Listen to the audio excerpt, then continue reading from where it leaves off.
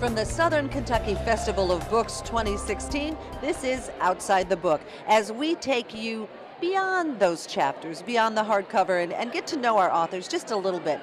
Joining us right now, author-illustrator M.D. Payne. Thank you for joining us. Such a pleasure to be here. You have some really interesting books. You talk a lot about monsters.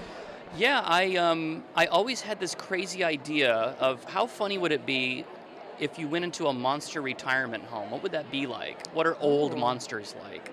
And it just seemed to me like such a funny concept that kids would really get a kick out of. So I had this kernel of an idea and thought, okay, well, now I have the idea, what do I do with it? And I decided that the reason the monsters were so old, and the poor vampire's dentures are falling out and the werewolf's fur is coming out in chunks, and is because there's newer monsters on the scene that are even more terrifying than they are, that are draining them of their monster juice. And now it's up to them and a group of kids to save the day. So now these kids who are actually helping at the retirement home have to help the monsters defeat these new super enemies. And it ends up being, though the book itself is very silly and disgusting, we have a lot of like potty humor, and it's very like Captain Underpants in the sense that it embraces, the 8-year-old boy sensibility. It is a story about friendship, this really wacky friendship between the kids and these old people. When you're talking about writing about old people and then incorporating children into the mix, you have to almost get into that mindset, don't you? How do you write for that audience?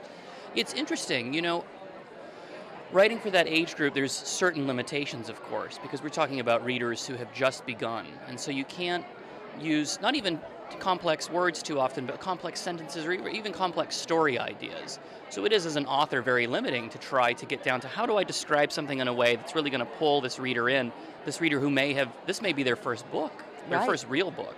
At the same time, because I'm writing for 8 to 12-year-olds, I get a certain toolbox that other authors don't have. I get to make really funny jokes about, pardon me, I don't know if I can say this on PBS, but farts and burps, and in a way that really hits with the audience, that if I were writing stuff like that for adults, they would, laugh me out of the room. But like, this is stuff that's really attracting kids to the page and then glues them in there for the more complex word or sentence that they didn't think that they were going to read.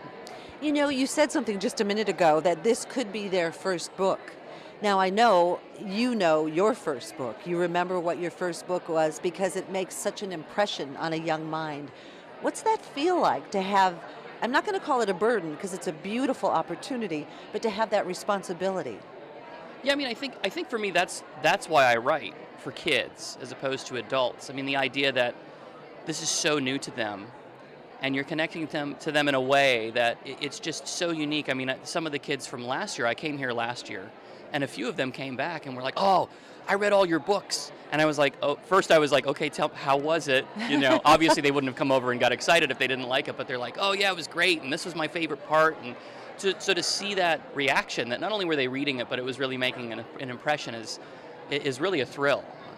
Now, we talk about the written word, and you talked about that, but the visuals. The current cohort of youngsters they're inundated with visual stimulation all the time. So how do you go about deciding what your visuals are going to look like to capture that reader?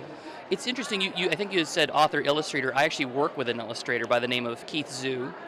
And what's fun, though, is I get to, I don't know if the camera can see this, but this cover here, basically, they ask me, what are you thinking about with this book? This was book number 5. I was in the middle of wrapping up book number 3.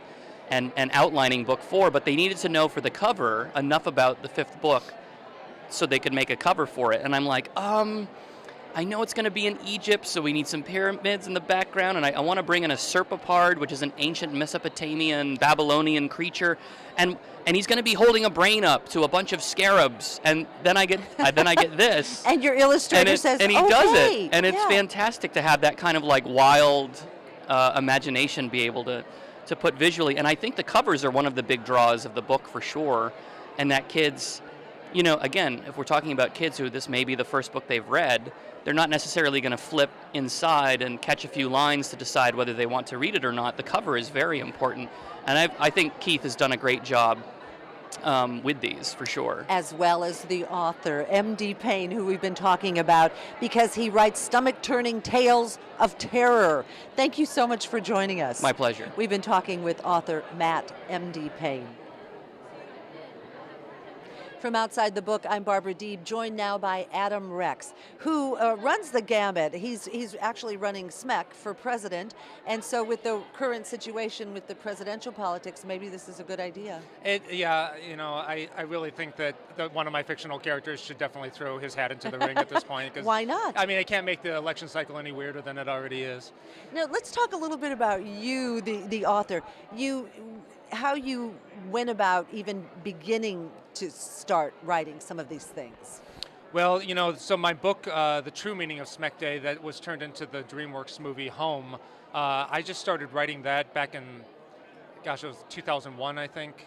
And it was a thing that I was writing just to amuse myself in my spare time, or to procrastinate. A diversion, sort of? Yeah, it was my procrastination, really. Like, I was supposed to be working on illustrations of dragons and orcs and things like that at the time, and for some reason that was boring me, so I was writing this story instead. And so I was writing it kind of in secret for a long time without even my agent knowing about it.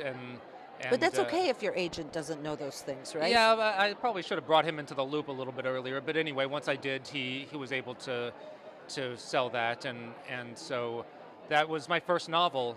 And then SMEC for President is the sort of, I guess I can say, long-awaited follow-up to that book. The original book came out in 2007, and SMEC for President just came out last year. Yeah, but you talked about, so you wrote this in the early 2000s, and then fast forward, 2015, oh my gosh. Yeah, it didn't feel like fast forward. It was a long process. I think DreamWorks optioned the book in maybe early 2008, maybe late 2007, so it was several years before I was even certain that they were going to make the movie, before it was actually greenlit, and then several more years until the movie actually came out. So, can I ask you something? As an author, illustrator, is that something you dream of? You've got this, what you think is a really great book, and boy, wouldn't it be cool if they made a movie out of this? Yeah, I gotta be honest. Yeah, it was something I was, hoping could happen at one point, even if for no other reason than it was going to bring new readers to the book, because it's so easy for, a book to even do fairly well, but then still, fade into obscurity and be out of print Sure. in 10 years. So the movie has sort of guaranteed that the books are going to have a little bit longer shelf life than that. Oh, and when we're talking movie, DreamWorks, hello. Yeah. If you're going to have somebody make a movie based on your book, DreamWorks is great. And then let's put Rihanna in it to star. Rihanna played the main character, Jim Jim Parsons from The Big Bang Theory played the main alien, which was, it was surreal. I ended up at a party with Rihanna at one point and basically just looked at her from afar like she was just a pretty Christmas tree, and did not approach her because I figured I wouldn't know what to say to her anyway. No. So. Now, you also mentioned you can't complain because it looks like there might be some TV out of that as well. Yeah, so I don't know if there will be a movie sequel to Home. I think that's still, a subject of deliberations, but they are going to make a Home television show that'll be dropping on Netflix in June or July. And so I'm really excited about that. I've seen the first couple of episodes, and I think it's kind of a slightly different, more iconoclastic take on the whole thing. So I'm pretty excited about it. So, like, if we opened up your brain and looked inside, what would we see? Oh gosh, I think probably just the same guck that you'd find in anybody's head. With a little more know. creativity? Yeah, it could be. I'm not. I don't know. I think I just write the kind of books that I want to read, and I feel like any of us could do that if we put our minds to it. Thank you for sharing your story and continued success. We've Thank been you. talking with Adam Rex. Right now we're talking with S.E. Green, author. We talked with J.A. Jans earlier in one of our Outside the Book programs, and she, of course, you're a lot younger than she is, but when she was coming up, it was suggested to her that she use initials because people would not take her seriously because she was writing about a male homicide detective. Oh, okay. So your use of your initials has nothing to do with that. Okay, so the reason why I'm using initials, my real name is Shannon Greenland, and under that name I wrote some fun spy novels. And so when I wrote the killer books, because of the dark content, my agent and my editor recommended that I pick a pseudonym, and that's how I came up with S.E. Green. How much So- fun is that to have a pseudonym? I know, I feel so Right? You're a real writer. secretive. Yes, but then, to be able to say you have a pseudonym, you've arrived. Yeah. Take us through your process of writing. A lot of your fans want to know how you go about it. Is it ritualistic? Do you have a calendar? Do you have a schedule? How do you do that? I do. I am every day, like even this morning I woke up at 5 o'clock and I wrote. I do it every day, or at least I try to. And if I'm not writing fresh, then I'm editing or outlining or something like that. But unlike other writers, I don't do a lot of research beforehand. I just dig in and start writing, and then I'll stop and research along the way, and that's my process. Just like kind of let it flow and then Yes, follow it. because I feel like if I do too much prep beforehand, it hampers that creativeness that makes Sure. the book so crazy when I'm writing it. Speaking of crazy, Yeah. you like to write about serial killers. Okay, Yeah. and I read somewhere that you write about them because you think maybe, is it in all of us, that ability? Well, I tell you, okay, so the tagline is everyone has a dark side. And it's true, everyone does, whether you want to admit it or not, everyone has a dark side. And that's what I explore in this book. And obviously at this point I have done a ton of research on the books, but what scares me the most is that your next door neighbor could be a serial killer and you have no clue. Now, my next door neighbor is an 80-year-old retired man. It so doesn't mean I give him a few suspicious looks every now Mm-hmm. and then. What do you got going on? What are you hiding? Have you ever considered maybe going to a place where there might still be a serial killer in prison and chatting with that person? Yes, and I actually tried. I made contact and I was turned down on visits, but I was very interested in going and talking with one, but it never came about. And why is it that you think readers, that people in general are so obsessed with that dark side? Well, I think it's a natural curiosity to see what's going on inside of our brains, and then when somebody turns to that darkness and really evolves it, it's a natural curiosity, and it's a morbid curiosity, but there's nothing wrong with it. To read about it and be curious about it, study it. Is it important to get to the end and have it's going to be okay sort of feel? No, not necessarily, because that's not life. That's important, isn't it? You got to go with the story and where it just naturally progresses, and I don't know, mine necessarily isn't a happy ending. Not that I'm trying to give you a spoiler, but Okay. it follows with the book. Let's talk about the characters and let's talk about the sense of place.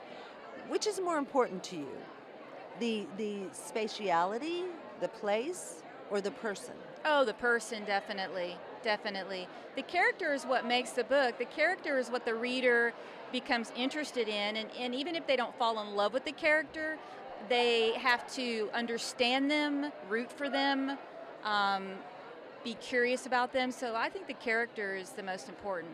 You think they have to understand the character, or maybe at least be curious enough to want to know more?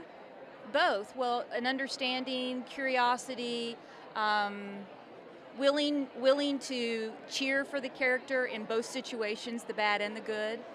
Think about Hannibal. Oh, yes. He's a villain. We all I like to cheer for Hannibal. I don't know if other people do, but I'm like, do you ever come get on. letters about your characters? Oh, I do. Yeah. And it's funny, last night I was having this exact discussion. I get very interesting reader letters, people that relate to my main character. Ooh. And while I'm happy to get those letters, I encourage them to explore their darkness in a natural, healthy way. And we will leave it on that note. Explore your darkness in a very natural, healthy way. Author S.E. Green, thank you so much for Thank joining you. us. And we are coming to you from the 2016 Southern Kentucky Festival of Books. I'm Barbara Deeb, and I'm in a paradise of sorts with all these authors, and we're getting to find out a little bit more about some of them, like David Arnold. For example, I am a collection of oddities, a circus of neurons and electrons. My heart is the ringmaster. My soul is the trapeze artist, and the world is my audience. You know, it sounds strange because it is, and it is because I am strange. Do you think you're strange, David? I don't know, but I like the way you read that. Thank you. Mosquito Land, a novel. Yes. Talk to me a little bit about writing and how you go about it. Yeah. Well, this is an interesting situation. This was my debut novel, and I wrote it while I was taking care of my newborn son. I lived in Nashville for over a decade, and toward the end of that time, I was a freelance musician, and I had a home studio, and I was recording. What kind of music do you play? Just anything that would pay. I mean, commercials, independent films, youth camp videos, and then my wife and I found out we were going to have a baby, and that was slightly unexpected. And so yeah, it was just our situation being what it was at the time. It was decided I was going to be a stay-at-home dad, and you can't really record music with an infant in the room, Nope. as it turns out. So I sort of channeled all of my creative energy into the book rather than music, and that's when I wrote the book. So I often say that I don't know that I necessarily wrote the book for my son, but I do think that a lot of it was written to him. That's interesting. And, you know, sharp, sad, and surreal is how Yeah. it's dubbed. Yeah. That's a lot of stuff. It is a lot of stuff, yeah. It's surreal for me. You write a book, especially your first one, and you just assume no one's ever going to care about it. And then maybe one day out of 10, you think you might have something.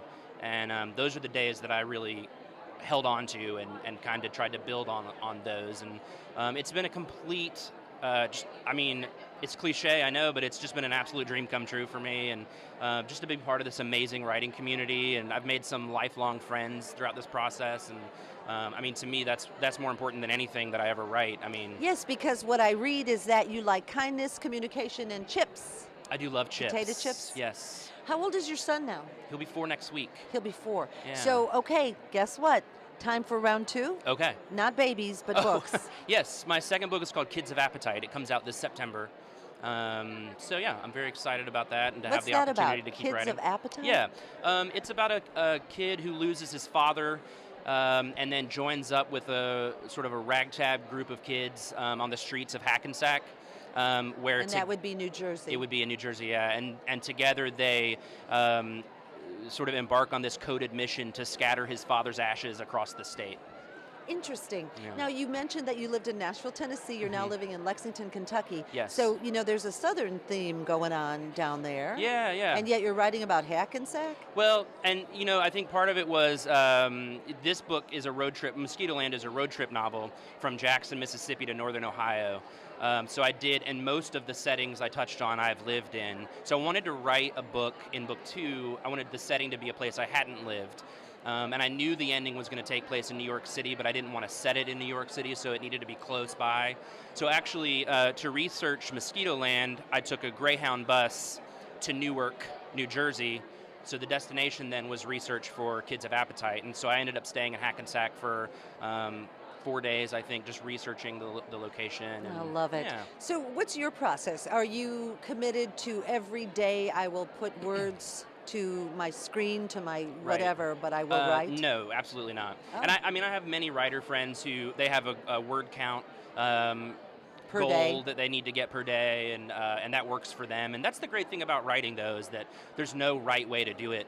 I've found for me that if I try to write every day, I end up, it's just counterintuitive. It just doesn't work for me.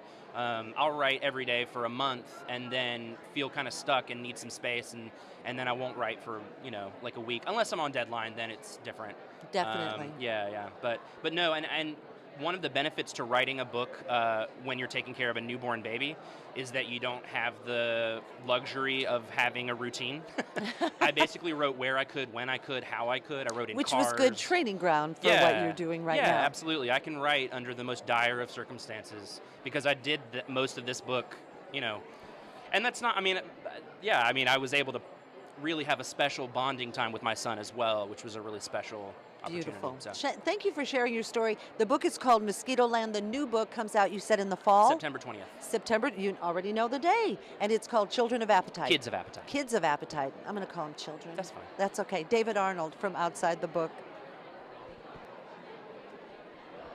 We are coming to you from the Southern Kentucky Festival of Books here at the Carol Nicely Center in Bowling Green. Joining us now, interesting, boy, I wish we had another hour or two. Victoria Schwab joins us.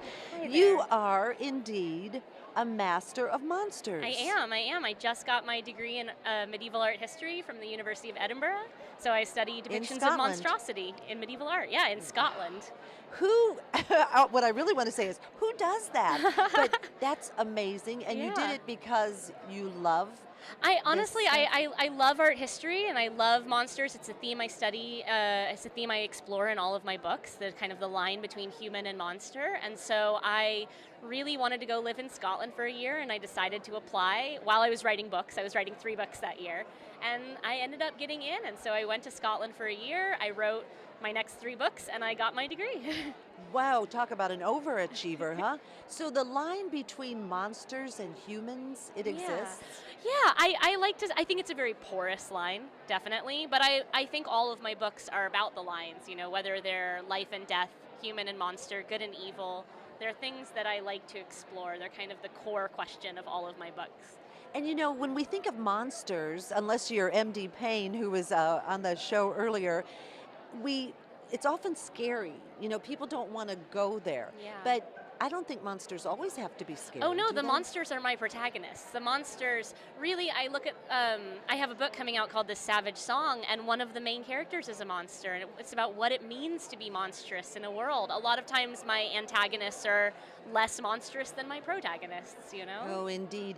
And you know, when we conjure the image of monster, you know, that could be very different to each individual. Definitely. So when you're writing and you're hoping to spur one's imagination, how far can you go in describing that monster? Well, I definitely think that less is more. I think what you don't see or what's left to the imagination is far more frightening or unsettling, I would say. A lot of my monsters look just like you and me. They look like normal people. The monstrosity is on the inside. And so I really am much more fascinated by interior monstrosity than external monstrosity. So, where do you go from here? Like, is there a place at which you then begin to create an alternate world that is inhabited by all of these monsters? You know, I don't know. Each book has kind of been its own exploration of that line between. And originally, my humans were my good guys and my monsters were my bad guys in my very first book. And now, as I'm in book 10 and 11 and 12, my monsters are my good guys and my humans are my bad guys. So I think I've been exploring that shift in my own books. And I think it's been a fun journey to get to see. And so I think I'm just going to end up in this gray space where everything is ambiguous and you can't trust the humans to be human and the monsters to be monstrous. You don't know. You have to read and find out. So for the reader, it's kind of an adventure, and it's also a question of trust. Yeah, I think a lot of times my readership seems to go into my books unsure of who's going to turn out to be the good guy. And I love that. It's kind of how people go into a George R.R. Martin book unsure of who's going to survive. People go into my books unsure of who they're supposed to root for. And I like watching that shift over the course of the book from someone thinking that a character is evil to someone rooting for them and vice versa. You know, your readers, I'm sure, are curious as they're watching this. How do you go about writing? You talk about a calendar system. What are you that regimented in your writing? I am. I'm pretty regimented because I have this reputation in the industry for being a very fast writer because I'm quite prolific. I write 2 to 3 books a year, but I'm actually a very slow writer. I probably don't clock more than 1,000 words a day. So the trick is to write 1,000 words almost every day.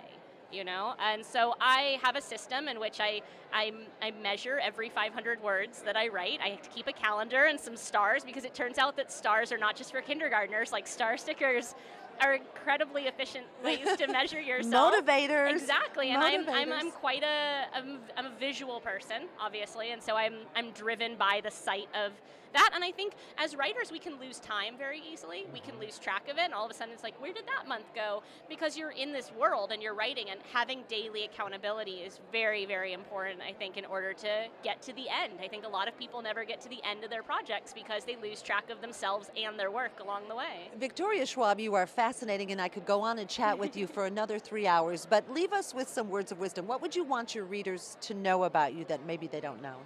Oh, goodness. That I have an adversarial relationship with fear. And it's one of the reasons that I've gotten as far as I've gotten is when I think that I might not be able to do something, it's what pushes me to do it. And whether that's having a fear of heights and so I jumped out of an airplane, or whether that's having a fear of not being able to write a book when I was in college and so I sat down and I wrote the book. And so I think having an adversarial relationship with fear can be a very, very good thing. Thank you so much for joining us. We've been talking with Victoria Schwab from Outside the Book at the 2016 Southern Kentucky Festival of Books. I'm Barbara Deeb. Thanks so much for joining us.